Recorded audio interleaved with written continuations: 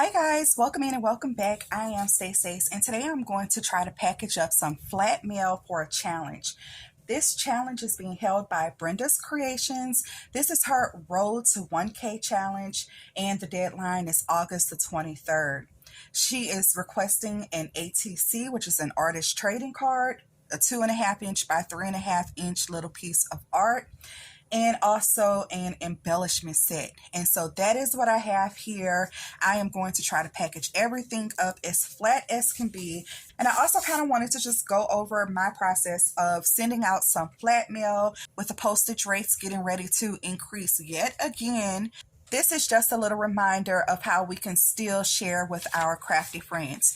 So first things first, I print out notice 123 from USPS.com every time another price increase happens so that I can make sure that I have the most current price list. What I'm mainly looking at is letters and large envelopes, what they call flats. Anything else will pretty much be a parcel, and then the prices really increase. So for a letter, did you know that you can mail a letter that is 11.5 inches long and 6.1/8 inches high?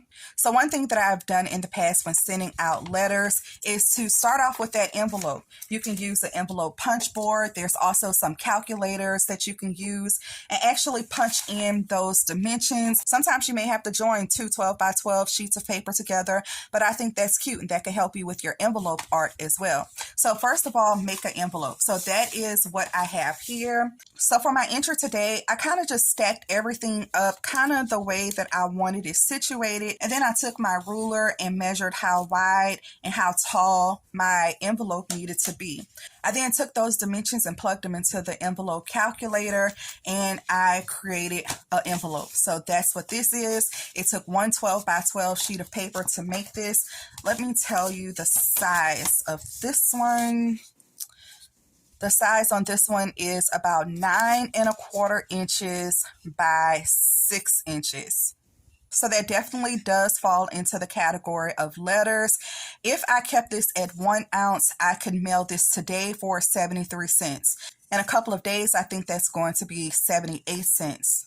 The catch with mailing out letters is the thickness. The thickness can only be a 1/4 inch thick.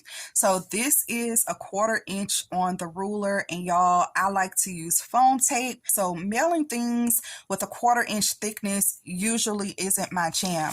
So then I go to the next category, which is large envelopes. Well, on the large envelopes, the parameters change. So now instead of an 11.5 inch length, I can mail something out as wide as 15 inches. And instead of mailing things out as 6.1/8 inches high, I can actually mail things out that are 12 inches high. There is a minimum length and height, but I've never had a problem with that. You can also buy these size envelopes already, but it's also super fun just to make your own. So the thickness changes here. So instead of that 1/4 inch max, I now have a 3/4 inch max, and I can usually fit things into a 3/4 inch max. A while ago, I made this template on my Cricut. I just cut out a slot that was 3/4 inches high out of some, I don't know if this is cereal box or some chipboard, and I have it doubled here on the back. And as long as my items can fit through this little slot, I know that I am good. They have a similar template at the post office that they'll use to slide your envelope through if you are unsure. So to mail a large envelope, 1 ounce will be $1.50. I can tell you right now that most of my large flat envelopes are usually between 3 and 5 inches before they're just out of control.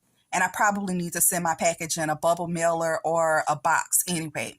Another challenge that I have when sending off letters or large flat envelopes is not making things too bulky. Pieces that are rigid, non-rectangular, or not uniformly thick, they pay parcel prices. So at one point, I was able to actually put a non-machinable surcharge on a large envelope flat, and they don't do that anymore. So I want to try to make this as even as as possible so they won't automatically charge my envelope as a parcel. So y'all, that's what we're going to try to attempt today. I think I measured everything okay, and now that I'm looking at it, like, this piece might be problematic for me, but we're gonna see. Okay, so let's talk about what I have. First of all, Brenda wanted an ATC card, so this is the ATC card that I am sending. I used a piece of orange felt in the background and I did stitch around it. This back piece here is a piece of ephemera from Round Trip, I believe. I also made a green little shaker ticket here to make my shaker. I ran my foam through the Big Shot a few times so I can actually flatten my foam a little bit because I didn't want it that bulky. Again, I am sending this in some flat mail. I'm sending some of these little airplane embellishments as well, and so I have one on the top. I used a stamp that says arrived and I inked around the edge and added a cute little vellum flower to the side, and that's going to be my ATC. On the back, I do have my information, and I used a little ticket with a piece of washi tape to kind of cover up my address. I do have this little baggie, this clear baggie that I'm going to put that in. I showed this on the channel yesterday. This is going to be my ticket embellishment. And so I made these Maggie Home tickets on my Cricut with Cricut print to cut. Double stamped each one of these tickets. And they say, and away we go, with a little date. Super, super cute. And I embellished the top layer of that. So I want that to go right here. There are two pieces to the airplane, and I cut them out 2 pieces each. So one in a colored cardstock, one in a gold cardstock, and then another colored cardstock, and then in a gold cardstock. So most of these airplane embellishments have about 4 layers on them.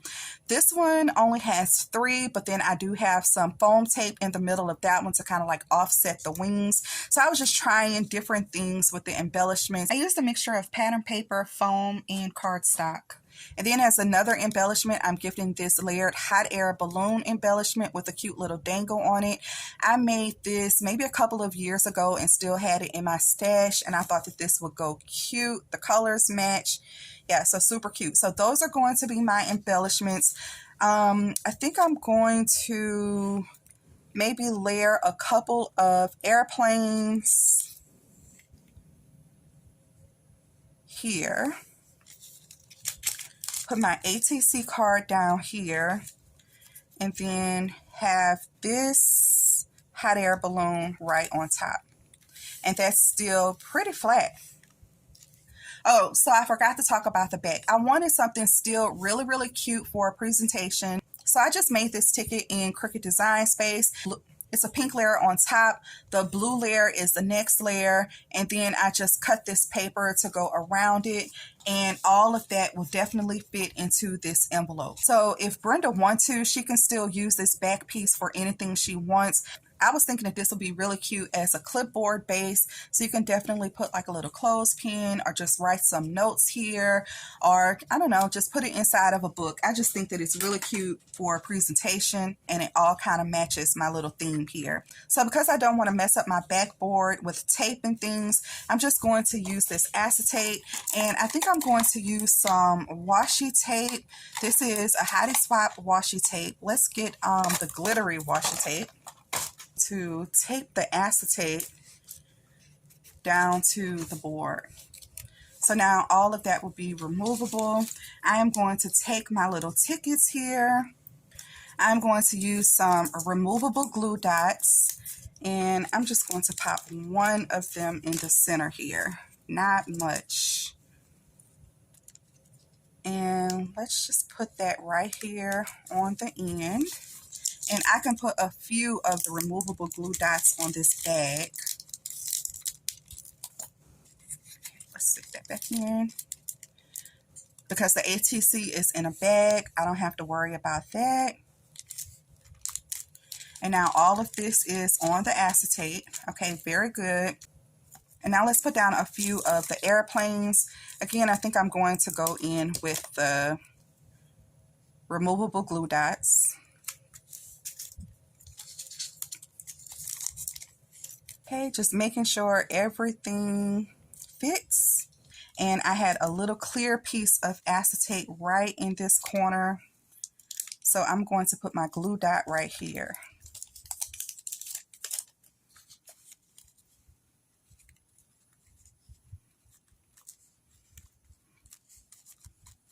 So I think that's cute.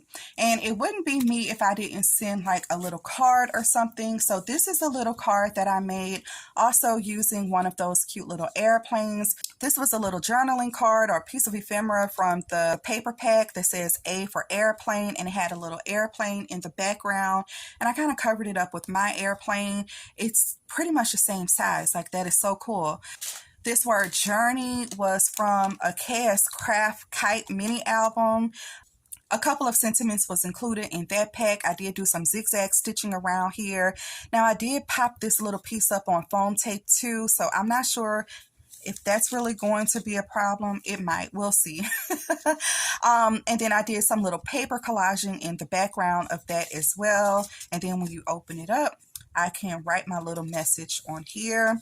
So hopefully, let's see, this is thick. Maybe it'll fit like right up here. So let's see if all of this still fits into my envelope.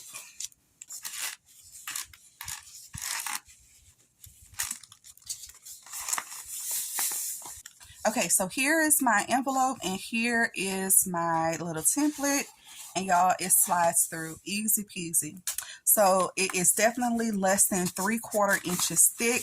I'm doing a little bit of pressing and I can feel some places where it's uneven. I do think that this would go through the mail just like this with no problem. But before I send it out, I make sure that everything's flat and that nothing gets damaged. I'm going to cut another sheet that's the same size as this and put it right on top. That'll be my protective layer, and I'm sandwiching in all of my little goodies. I actually may have a little bit more space. I might be able to add some goodies in here as well. Okay, and that is what I am sending out to Brenda's Creations.